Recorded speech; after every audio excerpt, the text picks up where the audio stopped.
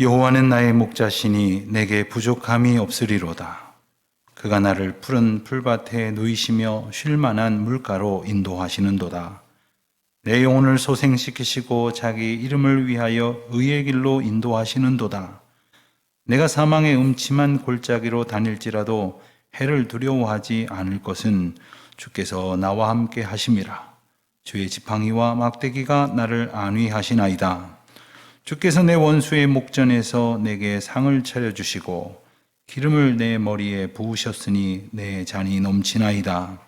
내 평생의 선하심과 인자하심이 반드시 나를 따르리니 내가 여호와의 집에 영원히 살리로다. 아멘. 미국의 휴스턴 제일감리교회를 목회하셨던 찰스 알렌이라는 목사님이 쓰신 책에 나오는 이야기입니다.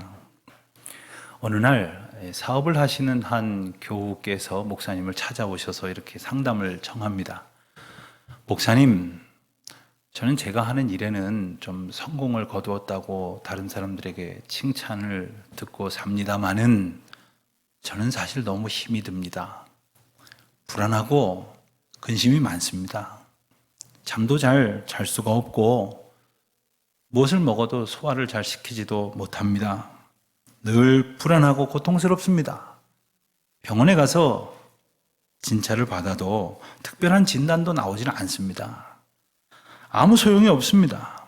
저를 위해서 목사님 좀 기도해 주십시오. 그래서 목사님은 그분을 위해서 정성껏 기도한 후에 이렇게 말합니다. 이런 경우에 잘 듣는 약이 제게 있습니다. 이 약을 좀 권해드리고 싶습니다. 우선 한 열흘치 가져가 보시겠습니까? 아, 네, 주십시오. 하루에 5번 꼭꼭 잘 챙겨 드시면 됩니다. 아침에 일어나셔서, 그리고 새끼 끼니 때에, 그리고 저녁에 잠이 들기 전에. 결코 걸러서도 안 되고 또 몰아서 드셔서도 물론 안 됩니다. 하고는 약이 한 움큼 담겨져 있는 봉투를 건네 주시더랍니다. 궁금한 마음에 이것을 가지고 집에 가자마자 우선 하나를 먹어야겠다 하고 이렇게 약 봉지를 펼쳐보니 약은 없고 시편 23편 이렇게 쓰여 있었답니다. 조금은 당혹스럽기도 했지만 순종하는 마음으로 성경을 가져다가 펼쳐서 정성껏 읽었답니다. 그리고는 며칠이 지나지 않아서 그 말씀을 암송하게 되었습니다. 그리고 또 몇 번이 지나지 않았을 때 어느새 어제는 내가 잘 잤는걸? 얼마만인가? 밥을 먹었는데 배가 아프지 않았습니다. 마음도 편안해져 갔다고 합니다. 혹시 여러분들 중에 이 약이 필요하신 분은 제가 드리겠습니다. 잘 한번 드셔보시기를 바랍니다. 우리가 오늘 읽은 이 시편 23편은 신앙인들이라면 누구나 다 참으로 좋아하고 귀하게 여기는 말씀입니다. 언제나 이 말씀이 우리에게 귀하지만 특별히 인생의 고난길에서 또 멀게만 느껴졌던 죽음이 마치 내 앞에 있는 것처럼 생각이 들 때, 그런 상황을 살 때에 더욱 놀라운 힘으로 우리에게 다가오는 구원의 약속이 바로 이 말씀입니다. 여러분, 오늘날 우리가 살아가는 세상은 불확실성을 특징으로 꼽는 세상입니다. 어떻게 될지 모른다는 거예요. 도무지 1년 뒤는 관두고 한 달 뒤가 어떻게 될지를 짐작할 수 없는 그런 형편 가운데 살아가고 있습니다만은 그 가운데에서도 확실한 것 한 가지는 우리가 다 죽는다는 겁니다. 그게 언제 일런지는 알 수 없지만 우리는 그래서 지금 죽음으로 향해 가고 있다는 겁니다. 이 육신의 종말은 그걸로 끝이 아니라 하나님께서 주시는 부활의 기쁨, 새로운 생명의 구원을 향해 가는 길이며 이 믿음을 더욱 굳건하게 붙들게 하시도록 오늘 이 말씀을 우리에게 주신 것입니다. 1절 말씀을 보면 다윗은 이렇게 고백을 합니다. 여호와는 나의 목자시니 내게 부족함이 없으리로다. 여러분은 어떨 때 이런 말씀 하실 수 있습니까? 저 부족한 게 없습니다. 배부를 때요? 혹시 원하는 것만큼 뭔가를 가졌을 때, 오르고 싶은 자리에 올랐을 때, 남들이 다 부러워할 만큼 소원이 성취되었을 때 혹시 이런 말씀들 하십니까? 그런데 가만 보니까 보통 사람들이 그렇게 가지고 싶은 만큼 가진 분들은 그런 말 안 하더라고요. 그만큼의 자리에 올랐다고 해서 늘 풍성한 만족을 고백하느냐? 그렇지 않더란 말입니다. 하물며 그걸 가져보지도 못했는데 어떻게 이런 고백을 할 수 있을까요? 실상 다윗의 형편도 그렇게 근사하지를 못했습니다. 다윗이 왕이 되었을 때는 좀 폼나게 살았을지 모르겠지만 그는 훨씬 더 오랜 세월 동안 매우 어려운 시간을 보냈습니다. 우선 목숨을 걸고 전장에 나아가야만 했고요.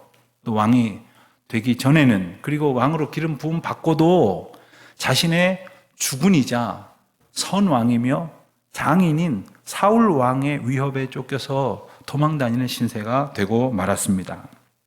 그뿐입니까?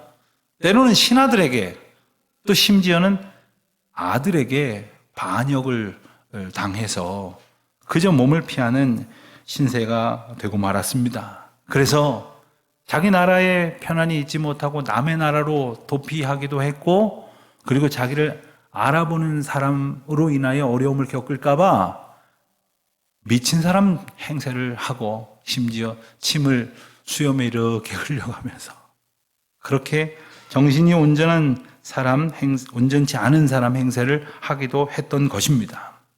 그런데 그와 같이 말로 다 할 수 없는 엄청난 시련의 세월을 보냈습니다마는 그는 꼭 한 가지 붙들고 기억하고 있었던 것이 있으니, 내 형편이 어떠할지라도 주님이 나와 함께 하신다. 그리고 그분은 나의 목자가 되신다. 라고 고백을 하고 있는 겁니다. 여러분, 주님이 나의 목자가 되시는 그 고백의 순간, 그럼 나는 뭐가 되는 겁니까? 바로 그분이 기르시는 양이 되는 겁니다. 주님의 양이 바로 자기 자신이라는 사실을 다윗은 깨달은 거죠. 우리가 주님이 우리의 목자가 되시는 것을 깨닫는 순간 주의 백성이 되고 주의 기르시는 양이 된다는 것, 얼마나 감격스러운 자기 확인입니까? 우리는 종종 내가 누구일까? 난 도대체 뭘 해야 좋을 사람인가? 어디로 가고 있는 것일까? 어디로부터 왔을까? 내 자신이 스스로를 혼동케 하는 그러한 시절을 지나지만 주님이 나의 목자가 되심을 바로 깨달을 때 우리가 어떤 존재인지를 확실하게 알게 되는 거죠. 게다가 다윗은 오늘 본문을 보니까 주님은 우리의 목자이십니다. 이렇게 고백을 하는 것이 아니라 주님은 나의 목자가 되십니다. 이렇게 고백을 하고 있어요. 개별적이고 친밀하고 나를 향한 특별한 은혜를 주셨다는 것을 확신하고 있는 거죠. 혹시 여러분들 가운데에 그냥 우리가 예배 드리는데 그냥 같이 이렇게 같이 지나가는, 우리가 함께 찬송하고 있다고 하면서 슬쩍 뒤에서 물러나 있는 그런 분들 없으시기를 바라요. 나의 하나님께 나의 노래를, 나의 예배를 드릴 때에 주님은 나의 목자가 되시고 나는 그의 기르시는 양이 되어지는 것입니다. 여러분, 다윗이 왕 되기 전에 전직이 뭐였는 줄 아십니까? 바로 목자였습니다. 목동이었습니다. 출신이 그래요. 자, 그렇다 보니까 다윗은 양을 치는 것이 어떤 것인지를 너무 잘 알고 있었어요. 그리고 양이 어떤 존재인지를 잘 알고 있었어요. 양은 우리는 길러보지 못해서 잘은 모르지만 동물을 연구한 분들, 그리고 양을 특별히 연구한 분들의 이 설명에 의하면 양들은 참 머리가 나쁘대요. 게다가 아주 지저분하답니다. 그런데 이런 것들뿐만 아니라 양의 아주 특별한 특성이 하나 있는데, 그것은 여느 동물과는 달리 자기를 외부적인 위험으로부터 스스로 지키는 힘이 될 만한 것을 하나도 가지고 있지 못하다는 거예요. 자, 어떤 동물들은 누군가가 공격해오면 발톱을 탁 내세워서 방어를 하거나 공격을 할 수 있기도 하고, 또 혹은 날카로운 이빨을 가지고 있기도 하고, 또 그런 것도 없으면 뿔이 있어갖고 그냥 들이받기도 하는데, 그런 것이라고는 하나도 없다는 거예요. 게다가 눈도 나빠가지고 이 대적이 이만큼을 때까지 알아채지도 못하고, 그리고 발도 느려갖고 도망도 못 가요. 도망가려다가 자빠지면 어떤 때는 스스로 일어나기조차 할 수 없는 그러한 미련하고 연약한 존재가 바로 양입니다. 다윗은 확실히 알고 있었어요. 양에게는 목자가 없어서는 안 된다. 나에게는 목자이신 하나님이 없어서는 안 된다. 주님은 나의 목자가 되신다라고 고백을 하는 겁니다. 자, 내가 양인데 목자이신 주님이 내 곁에 계시니 상황이 어떠하든, 내게 지금 어떤 어려움과 시련이 닥쳐왔다 하더라도 나는 더 이상 두려울 것도 없고, 그리고 그 목자이신 하나님께서 모든 것을 합당한 때 하나님의 방법으로 주실 것이니 아무것도 두려워할 것도 또 아쉬워할 것도 없다라고 고백을 하는 겁니다. 그런데 다윗은 지금 자기의 어떤 개인적인 경험을 토대로 개인적인 고백을 드리고 있는 것이 아닙니다. 그가 지금 이스라엘 모든 백성들과 함께 그들의 조상에게 하나님께서 주셨던 은혜를 함께 추억하고 있는 거예요. 이스라엘 백성들이 그 옛날 애굽의 종노릇하다가 홍해를 가르고 나와서 이 가나안 땅으로 들어가기까지 40년 동안 유리방황하지 않았습니까? 그때를 모세는 이스라엘 백성들에게 이렇게 추억하며 또 이렇게 권면을 합니다. 신명기 2장 7절의 말씀입니다. 내 하나님 여호와께서 네가 하는 모든 일에 네게 복을 주시고 네가 이 큰 광야를 두루 다님을 알고 내 하나님 여호와께서 이 40년 동안을 너와 함께 하셨으므로 네게 부족함이 없었느니라. 여기 보면 내게, 너의, 너 이런 표현이 계속해서 반복이 되거든요. 그 하나님이 바로 내게 은혜를 베푸셨다. 그래서 내게 부족함이 없었다라고 고백을 하는 겁니다. 자, 다윗은 그 하나님이 구체적으로 어떻게 나를 인도하셨는지를 고백을 합니다. 2절입니다. 그가 나를 푸른 풀밭에 누이시며 쉴 만한 물가로 인도하시는도다. 여러분, 양들에게 푸른 풀밭 그리고 쉴 만한 물가, 사실 이거면 다 되는 거 아닐까요? 어디 영화관에 가야 합니까? 백화점에 꼭 가야 합니까? 양이 무슨 놀이동산을 필요로 할까요? 푸른 풀밭, 쉴 만한 물가. 그런데 문제는 양들은 이걸 찾아다닐 능력이 없대요. 이게 어디 있는지 쫙 주위를 둘러보고서는 이리 가서 저 산을 넘어서 찾으면 되겠다 할 수 있는 능력이 없다는 거예요. 그들에게는 목자가 있어야 했습니다. 여러분, 우리에게 필요한 영혼의 양식을, 생명의 은혜를 우리가 찾아다닐 능력이 없어요. 우리 주님이 우리의 목자가 되어주시고 나의 인도자가 되셔야만 하는 것이죠. 자, 그렇다면 주님께서는 우리를 어디로 인도하실까요? 출애굽기 15장 13절을 보면 역시 애굽을 빠져나온 이스라엘 백성들에게 모세가 하나님을 찬양하면서 이렇게 고백을 하였습니다. 주의 인자하심으로 주께서 구속하신 백성을 인도하시되 주의 힘으로 그들을 주의 거룩한 처소에 들어가게 하시나이다. 그렇습니다. 주의 거룩한 처소에 들어가게 하신다는 거예요. 우리로 하여금 주님의 거룩한 처소, 주님과 함께하고 주님의 은혜로 가득 찬 세상의 유혹과 시련과 우리를 괴롭히는 공격들로부터 온전히 자유롭게 하시는 거룩한 처소로 우리를 인도하시는데, 그 주님의 인도하심이라는 절대적인 은혜를 이스라엘 백성들에게 주셨다는 겁니다. 우리는 어디로 가고 싶어 할까요? 우리가 가고 싶은 곳이 혹 세상에 어지러운 곳일지 모르지만 정말 주의 백성들에게, 주님 기르시는 양들에게 필요한 거룩한 처소를 인도하여 주시는데 우리는 그것을 찾아갈 힘이 없으니 주님의 힘으로, 주님의 능력으로 우리를 인도하신다 하는 겁니다. 그렇다면 한 가지 질문을 더 할 수도 있겠습니다. 아니, 왜 근데 그래도 그렇지, 뭐 꼭 굳이 우리를 그냥 아무 데서나 살게 하시지, 푸른 풀밭, 쉴만한 물가, 거룩한 처소로 굳이 인도하시려는 건 뭘까? 우리를 배불려 주시기 위함일까? 우리가 가지고 있는 소원이 성취되어서 우리를 기쁘게 해주시기 위함일까? 우리가 혹 남들보다 못한 삶을 살아서 기죽어 지낼까봐 우리를 불쌍히 여기시는 걸까? 그것은 바로 3절 말씀의 답으로 우리에게 일러주십니다. 내 영혼을 소생시키시고 자기 이름을 위하여 의의 길로 인도하시는 도다. 그렇습니다. 주님은 우리의 영혼을 소생시키시고자 우리를 거룩한 처소에 인도하신다는 겁니다. 우리는 참 연약해요. 미련해요. 지저분해요. 그래서 이 세상의 더러운 곳에 방치돼서는 온전하게 살 수가 없어요. 잠깐 뭐가 되는 것 같고, 뭘 얻는 것 같고, 뭐가 좀 쌓이는 것 같고, 그리고 잠시 즐거운 것 같지만 우리의 영혼은 죽어가게 되어 있다는 거예요. 그래서 주님은 우리를 거룩한 처소로 인도하셔서 우리의 영혼을 소생시키시려고 하시는 거예요. 때로 우리가 정말 열심히 살았어요. 남들이 부러워하는 성공도 거뒀어요. 그러나 내 영혼이 피폐해지는 것을 느낄 때가 있어요. 주님께로부터 멀어졌기 때문이에요. 주님의 거룩한 처소와 상관없는 곳에 가서 열심히 애썼기 때문이에요.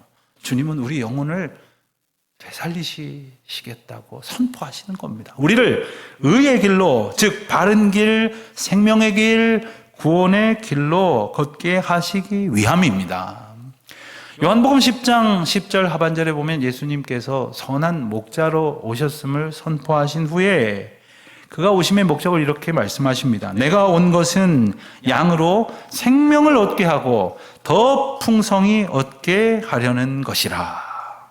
예수님 우리에게 오셨어요. 왜요? 우리에게 생명을 주시기 위해서. 그런데 여러분, 생명이 있다고 해서 미안하지만 다 똑같은 것은 아니에요. 겨우 숨만 붙어있는 그런 형편도 생명은 생명이지요. 그러나 생명 위에 생명력을 더하셔서 주님이 우리에게 주신 모든 은혜와 능력의 사건을 다 감당하도록 하게 하시겠다는 거예요. 그러므로 주님께서 우리를 날마다 새롭게 하시겠다는 것이죠. 우리의 영혼은 주님의 인도하심이 아니고서는 그 어떤 것으로도 되살아날 수가 없는 거죠. 그래서 주님은 우리의 보호자가 되시고 인도자가 되어 주시는 것입니다. 심지어 우리가 사망의 음침한 골짜기로 다닐 때에도 그 어떠한 우리를 해야 하는 일이 있을 거라고 두려워하지 않을 수 있는 비결이 뭡니까? 주님께서 나와 함께하고 계심을 확신하는 거예요. 이것은 사실 다윗의 생생한 경험담입니다. 다윗은 그 수많은 전쟁과 전투에 선봉에 서 있었어요. 그때마다 편안했겠습니까? 무슨 게임하는 것 같았겠습니까?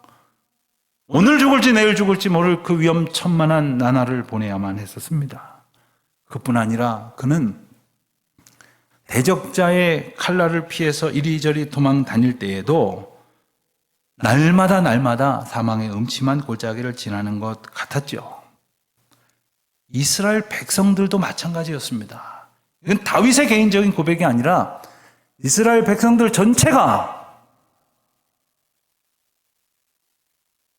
그 험한 시절을 지나왔다는 거예요. 그들은 광야길에서 풀 한 폭이 찾아볼 수 없는 그런 곳들을 마른 땅을 지나야만 했고 또 생명이라고는 아무 흔적도 찾아볼 수 없는 곳들을 거쳐야만 했습니다.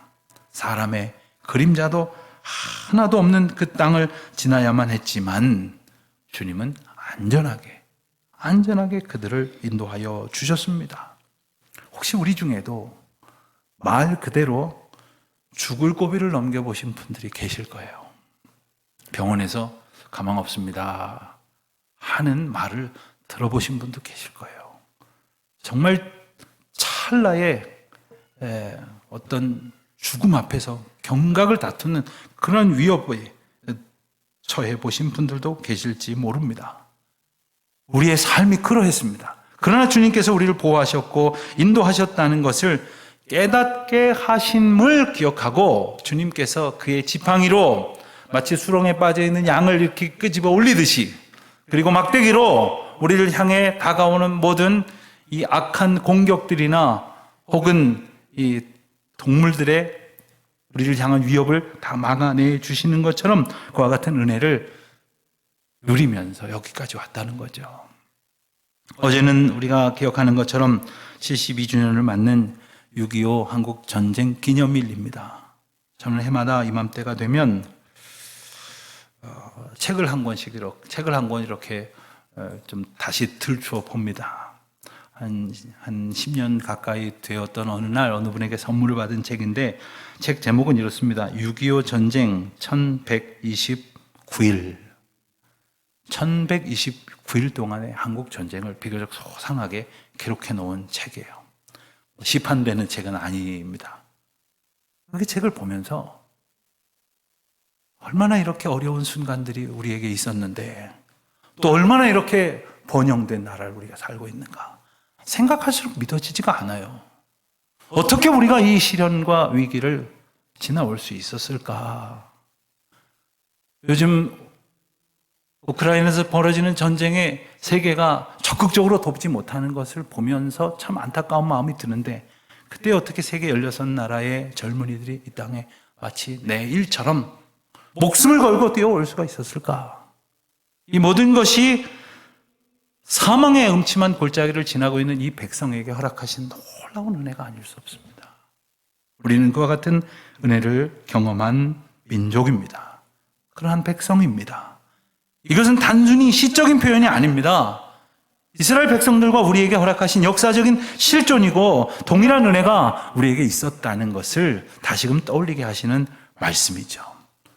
더 놀라운 표현이 5절에 나옵니다. 5절을 보니까 내 원수의 목전에서 내게 상을 차려주셨다. 여기서 상은 밥상입니다. 내 원수의 목전에서 밥상을 차려주셨다? 이것은 그냥 한 끼 허기를 면하게 하시려고 음식을 좀 주셨다는 게 아니에요. 이것은 사람이 차려낼 수 없는 성찬을 주님께서 베풀어 주셨다는 의미가 있습니다. 여러분, 원수의 목전에서 한가롭게 상을 받아 먹는다? 그 이야기는 내가 비록 원수의 목전에 있지만 지금 대치 상태거나 전투 중이 아니라 어떤 상태예요? 지금 적은 지금 무릎 꿇고 다 포박이 되어서 패배를 비통해하고 있는 형편이고, 나는 그 가운데에서 승리의 은혜를 만끽하고 있는 거예요. 주께서 아무 능력 없는 어린 양과 같은 우리를 승리의 은혜 가운데에 살게 하시고자 그 모든 대적들을 물리쳐 주시고 원수의 목전에서 주의 상을 받게 하셨다는 거죠. 이 또한 이스라엘 백성들이 다 경험한 일입니다. 그들은 40년 동안 광야길을 다니면서 그저 하루하루를 걱정할 수밖에 없지만 아침이 되면 하늘 양식이 비처럼 내리는 거예요. 만나와 메추라기가 거덕하게 차려 있는 거예요. 언젠간 교우분들하고 선교지 탐방을 간 적이 있는데, 비록 좀 낡고 허술한 그러한 호텔이었지만 아침에 간단하게라도 이렇게 식사가 제공이 됐어요. 그래서 아침이 되면 다 모여서 기도하고 아침 식사를 먹는데 어느 권사님이 큰 소리로 그러시더라고요. 이야, 이거 매일 아침 누가 밥 차려주니까 정말 좋구나. 여러분들, 주님이 우리에게 매일 매순간 주님의 성찬을 차려주신다는 거예요. 제가 비록 원수의 목전 가운데에 살고 있다 할지라도 주님의 은혜 가운데에 또한 승리하게 하신다는 것이죠. 또한 우리에게 기름을 부어주신다는 거 아닙니까? 이 기름을 붓는다는 것은 우리를 높여주신다는 뜻이에요. 세상은 우리 보고 뭐라고 그래요? 너 형편없는, 넌 아주 몹쓸, 그리고 게다가 아주 가치 없는, 별 볼 일 없는 그러한 존재라고 우리를 막 공격하는 듯 하지만, 그래서 참으로 우리 영혼이 죽어가는 것 같을 때가 있지만 주님은 우리에게 아니다, 기름을 부어주시면서 너는 존귀하단다, 너는 내게 참 소중하단다, 그래서 내가 너를 사랑한단다, 내가 너와 함께 있지 않니? 라고 말씀하시는 거예요. 그러니 두려워하지 않아야 할 것입니다. 다윗의 생애에 얼마나 많은 전쟁과 전투가 있었는지 모릅니다. 그러나 그는 이 믿음 한 가지를 가지고 그 두려움을 물리칠 수가 있었습니다. 그리고 전쟁에서 이겨낼 수 있었던 거죠. 오직 주님만 의지하고 주님께만 도움을 구했기 때문입니다. 그때마다 우리 주님께서는 신실하게 다윗을 도우셨고, 그 온갖 위기 속에서도 주님을 신뢰하고 찬송하는 사람으로 살 수 있었던 것입니다. 자, 이제 다윗도 저 멀리를 바라보니까 아득하게만 생각이 들었던 육신의 종말이, 나의 죽음이 멀지 않았다 하는 생각을 하고 있는 듯 합니다. 6절 말씀을 보니까 나의 평생에 선하심과 인자하심이 반드시 나를 따르리니 내가 여호와의 집에 영원히 살리로다 찬송하고 있습니다. 그렇습니다. 돌아보니 하나님의 선하심과 인자하심이 내 곁에 항상 있었구나. 내가 잘해서가 아니에요. 주님의 은혜가 내 곁에 항상 주어졌다는 것이요. 그러므로 내가 주님을 바라보며 주님이 주신 은혜 앞에 온전한 응답으로 살아갈 때에 언제나 주님의 선하심과 인자하심이 내 곁에 있을 것을 찬송하고 있는 것이죠. 그러면서 여호와의 집에 영원히 살리라 하는 소망을 노래하고 있는 겁니다. 여러분, 지금 어디 사십니까마는 도대체 나중에는 어디 사시게 될까요? 어떤 분들은 그런 염려를 많이 하세요. 아, 내가 나중에 나이 들면 어디 가서 살게 될까?